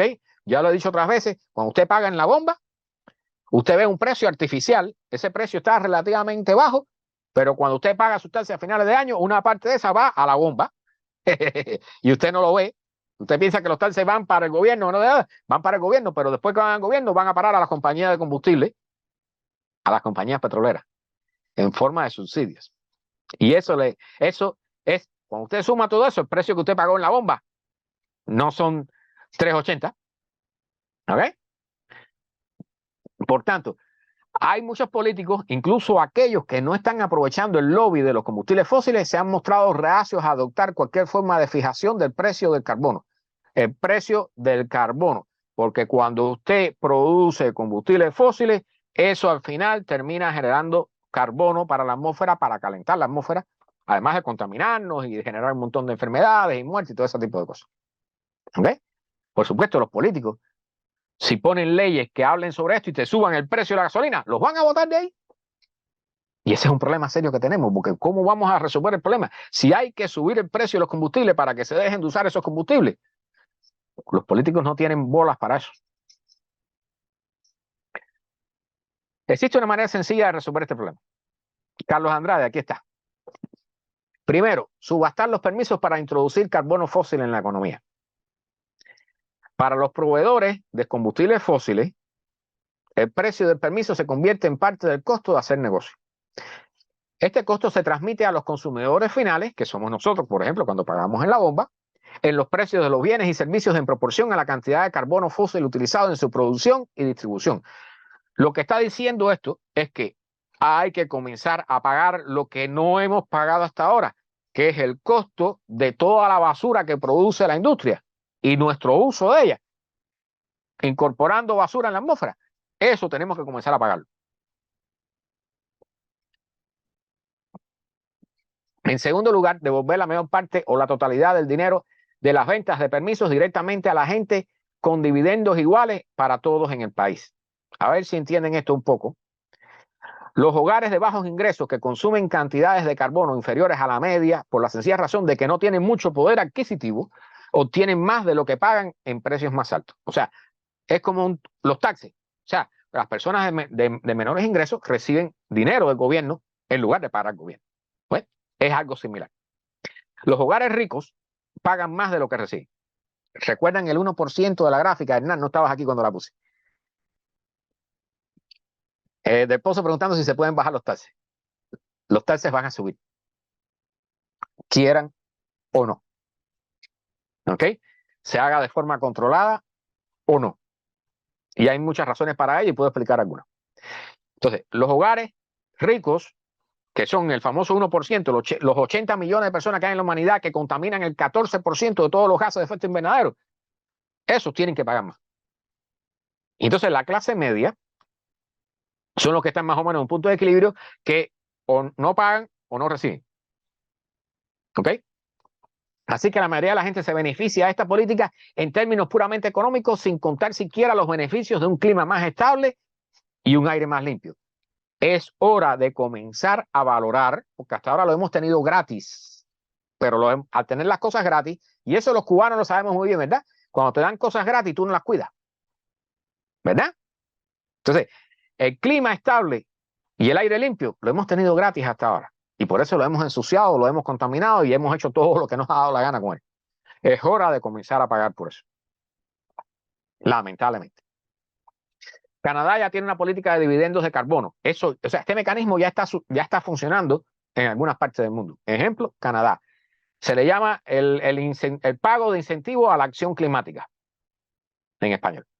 El sistema canadiense no se materializó de la noche a la mañana, y esto es muy importante. Fue producto del activismo de grupos que estaban luchando por esto, el activismo de base, una preparación cuidadosa, meticulosa y un liderazgo político comprometido. Líderes, líderes. Y esto lo digo así, el mundo necesita líderes, porque los que se llaman políticos, la gran mayoría están para llenarse los bolsillos. Necesitamos líderes. Este es un momento crítico para la humanidad. Para aquel que no lo entienda, yo se lo puedo explicar después. Me piden una charla particular, privada, y yo se las doy con mucho gusto. Ok, busco el tiempo y se las hago. Y les respondo todas sus preguntas. Las compensaciones permiten a los contaminadores seguir contaminando si pagan por cosas que supuestamente compensan sus emisiones, como plantar árboles. O sea, hasta ahora, esas famosas cuotas de carbono que pagan, o sea, una termoeléctrica, por ejemplo, que genera grandes cantidades de gases de efecto invernadero, pues entonces coge parte del dinero y paga a un grupo determinado para que siembre árboles y eso ya les resuelve el problema a esa gente. Y eso en realidad no resuelve el problema. Es una forma de burlarse del sistema. ¿Ok? Es importante aumentar los esfuerzos de secuestro de carbono, o sea, coger el carbono en la atmósfera e inyectarlo en el suelo. ¿Ok? O incrementar la siembra de árboles de forma programada, inteligente, de acuerdo a la naturaleza. ¿Ok? Pero las compensaciones son una forma profundamente defectuosa de promover este objetivo por tres razones. Es difícil verificar que las actividades de compensación realmente ocurren. O sea, un CEO de una compañía de petróleo le paga a no sé qué compañía para que siembre árboles, pero a lo mejor esa gente no siembra los árboles, como muchas veces sucede. Cuando se verifican, supongamos que sembraron los árboles, es difícil saber si contribuyen a lo que habría, a lo que habría ocurrido sin las compensaciones. O sea, si realmente esos árboles sembrados van a resolver, supuestamente van a compensar la cantidad de CO2 que supuestamente se pagó por él. ¿Eh? Y ahí entran otros problemas, por ejemplo, que no mencioné en el artículo este de los árboles, de que tú puedes sembrar los árboles, pero los árboles demoran años en crecer. Y en el medio de que están creciendo pasó un huracán y arrasó con ellos. O hubo una inundación de agua salada y los mató. O hubo un incendio de los tantos comunes que hay ahora y no quedó nada. Y entonces, eso no fue a ningún lado. E incluso cuando se verifican y son realmente y trabajan realmente, es imposible saber cuánto durarán, como acabo de mencionar. Por estas razones, el secuestro de carbono debe promoverse por separado de las reducciones de emisiones, no como un sustituto de ellas. El secuestro de carbono nos va a ayudar a aliviar el problema, pero no es el centro del problema. El centro del problema son las emisiones de CO2 y de gases de efecto invernadero por parte de la industria de combustibles fósiles. Y ahí es donde hay que resolver el problema. Esto no requiere un acuerdo sobre un sistema global de precios. Es algo que los países pueden adoptar de forma independiente. No tenemos un gobierno global, por lo tanto, los gobiernos son nacionales, por supuesto. Las políticas se van a implementar de acuerdo a cada país. O sea, hay que diseñar una política que pueda obtener un apoyo duradero de la población del país, independientemente de lo que hagan otros países. Esta política que se propone por este señor hace eso. Y esta es una de las tantas propuestas. Les traje una solamente. La mayoría, incluidos los trabajadores, salen adelante tanto financiera como ambientalmente. ¿Okay? O sea, van a salir ganando no solo los millonarios con sus búnkeres, porque eso ya nadie lo va a desbaratar y los millonarios los van a seguir teniendo, sino que el problema es que hay que asegurar que nosotros también podamos resolver el problema, no que ellos se salven y nosotros nos quedemos abandonados, ¿verdad? En lugar de mantener las políticas nacionales como rehenes de un acuerdo internacional, los países individuales pueden seguir adelante e inspirar a otros a hacer lo mismo. El meollo de la cuestión es que las grandes desigualdades de riqueza y poder permiten que quienes están en la cima se beneficien de actividades que dañan el medio ambiente y al mismo tiempo trasladan los costos a otros. Si no entienden esto, es muy sencillo. Las compañías de petróleo, las compañías de combustibles fósiles, y esto se traslada a todos los tipos de negocios enormes, las transnacionales, los monopolios, ¿ok? Trasladan los costos a los que están abajo, a los clientes, a los destinatarios finales. Entonces, los que están arriba se benefician, y por eso es que los famosos CEO ahora están ganando millones de dólares de salario, millones, mientras la gente que trabaja abajo están viviendo cheque a cheque, mes a mes. ¿Okay? Esto, no sé, la propuesta aquí es que eso se acabe. Yo lo dudo, pero bueno, no sé, quién sabe, quién sabe. Por esta razón, los esfuerzos por proteger el medio ambiente deben ir de la mano de los esfuerzos por construir sociedades más justas y equitativas. O sea, que todo el mundo tenga un chance y no que tengas que pasarte tu vida jugando a la lotería a ver si te conviertes en millonario. ¿Okay? Que ahí hay tema para cortar. Y la frase final es muy interesante. La oligarquía. Oligarquía. ¿Quién es la oligarquía? La gente que hace billete enorme usando los combustibles fósiles. Y dentro de eso están incluidos hasta los congresistas, ¿ok? Porque esa gente recibe billetes de eso, en grandes cantidades.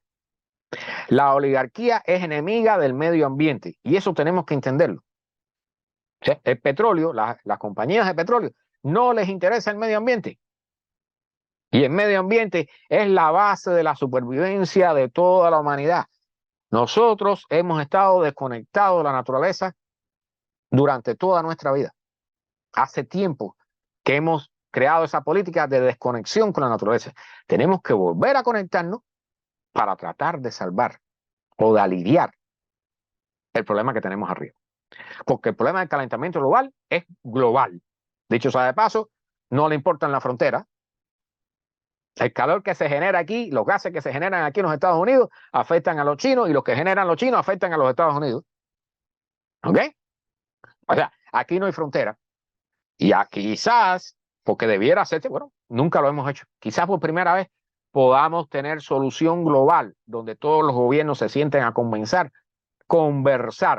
generar acuerdos para aliviar este problema que nos hemos creado desde que comenzó la revolución industrial. Recuerden que el calentamiento global que tenemos hoy ha sido producido por los gases, el dióxido de carbono que hay en la atmósfera acumulado desde que comenzó la revolución industrial. Los efectos, el calor que estamos teniendo hoy y las tormentas que estamos teniendo hoy han sido generadas desde 1870, desde 1600 no sé cuánto. Bien, esa gente que ya no están vivos nos afectaron la vida hoy, a nosotros y a nuestros hijos. Y la que generamos nosotros ahora va a afectar a nuestros hijos y nietos. Así que es hora creo que esta es la última diapo, exactamente, es hora de comenzar a pensar en serio. Para aquellos que llegaron y nunca han escuchado esta charla, ¿okay? Déjenme los comentarios. Recuerden que yo trato de responder lo mejor posible. Si alguien quiere un enlace de las noticias que he dado aquí, yo se los envío con gusto. Yo dejo esto abierto, los enlaces todo abierto ahí para poder copiarlo fácilmente. Si tienen dudas, pregúntenme. Si yo no tengo respuesta, se la busco. ¿Ok? Pero mucho ojo, el futuro no está bonito. ¿Ok? Recuerden la Jaina, recuerden Acapulco, recuerden la lluvia que tuvimos aquí que nos dejaron sin gasolina por una semana. Ese es el futuro. Pero el futuro va a ser peor que eso. Entonces, problemas monetarios, van a ver. No sé cómo vamos a resolver eso, porque ese experimento nunca lo hemos hecho en la historia de la humanidad. Nosotros hicimos la decisión, Carlos, tú me hiciste la pregunta, la decisión de enfocarnos en tener la mayor cantidad de acumulación de dinero posible por persona desde hace cientos de años. Incluso en la comunidad primitiva ya habían grupitos que se dedicaban a acumular ciertas cosas, ¿verdad? Entonces, nunca nos ocupamos por resolver ese problema. Tal vez ahora tengamos que hacerlo. Entonces, tenemos dos vías, repito, hay dos vías de resolver el problema. Una es resolverlo ordenadamente, de forma controlada, de forma inteligente, o dejar que se resuelva solo. Así que si quieren saber, por si tienen duda y no logran imaginarse qué significa resolver solo el problema, vayan a las charlas anteriores sobre el colapso de la humanidad que está en camino. Entonces, con suerte logramos evitarlo, pero hasta ahora yo no he visto inteligencia en la humanidad para eso. Ojalá que sí, vamos a tener esperanza y vamos a imaginarnos. De hecho, yo me he relajado un poco últimamente, porque como les digo, cada vez que doy esta charla termino con una gran negatividad en el cerebro, porque es deprimente todo este tipo de noticias, pero no puedo dejar de compartirla con ustedes. Así que nada, vamos a dejarlo aquí. Tengan un buen descanso. Para los que llegaron tarde, si quieren, vean el inicio de la charla, hay algunas noticias ahí que están relacionadas con el último tema que toqué. Y los que nunca habían estado por aquí, les invito a ver las charlas anteriores sobre el tema del colapso de la humanidad, que están muy interesantes y muy actualizadas. Así que nada, nos vemos el próximo domingo. Recuerden que todos los domingos estoy aquí a las 8 de la noche en vivo hablando del tema del calentamiento global, del cambio climático, de la crisis climática, como quieran llamarle. Y los miércoles estoy dando una charla los miércoles a las 8 de la noche en vivo aquí también en Facebook. Una charla de astronomía, noticias de astronomía, ciencia y tecnología. Bien, para aquellos que no quieren estar todo el tiempo con tanta negatividad. Recuerden que tenemos un canal que se llama GW for Miami también en YouTube, que allí se están posteando y salimos en podcast, ambas charlas, las de noticias de ciencia y tecnología y estas de cambio climático, están en Spotify. ¿Ok? Las pueden buscar ahí como Astro Heredero o como GW for Miami. Estas las pueden encontrar ahí. ¿Ok? Si quieren los enlaces, se los mando con mucho gusto. Así que nada, que tengan una feliz noche, que está bastante fresca, que la disfruten y nos vemos.